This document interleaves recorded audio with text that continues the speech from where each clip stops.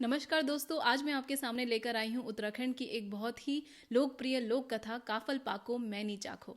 तो बहुत पुरानी बात है, एक सुदूर गांव में माँ बेटी रहा करते थे। माँ बेटी बहुत गरीब थे और एक दूसरे का एकमात्र सहारा थे।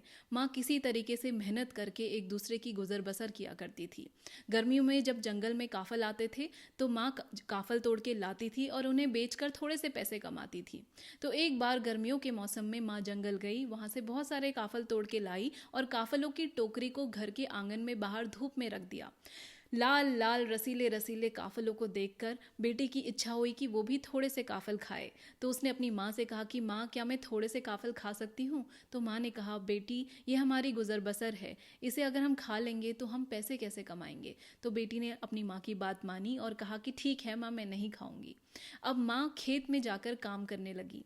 खेत में काम करने के बाद थकी मादी भूखी प्यासी माँ जब घर वापस आई तो माँ ने आंगन में देखा कि जो टोकरी में काफल रखे थे वो तो बहुत कम हो गए हैं, बहुत थोड़े से रह गए हैं। ये देखकर माँ को बहुत गुस्सा आया। माँ ने सोचा कि मैंने बेटी से कहा था कि काफल मत खाना और फिर भी उसने काफल खा लिए। और माँ भीतर गई और बेटी को मारने लगी। और बेटी बहुत आश्चर्य में थी, वो कहने लगी कि माँ, मैंने काफल नहीं खाए हैं। पर माँ ने उसकी एक ना सुनी और बेटी को धक्का दे दिया।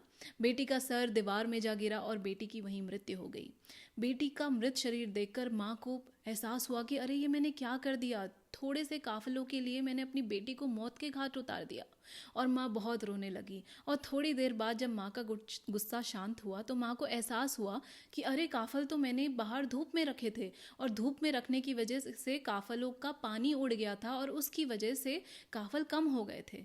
तो होता यह है कि दोस्तों, काफलों को अगर बाहर धूप में रख दिया जाए तो उसका मॉइस्चर कंटेंट कम हो जाता है इवेपोरेशन की वजह से, और उनका वॉल्यूम बहुत कम हो जाता है और इस वजह से लगता है कि जैसे किसी ने काफल खा लिए। और माँ को जब इस बात का एहसास हुआ कि उसने अपनी बेटी की गलती ना होने पर भी बेटी को मार दिया तो माँ बहुत रोई, इतना रोई कि माँ के भी प्राण उसी समय पखेरु उड़ गए।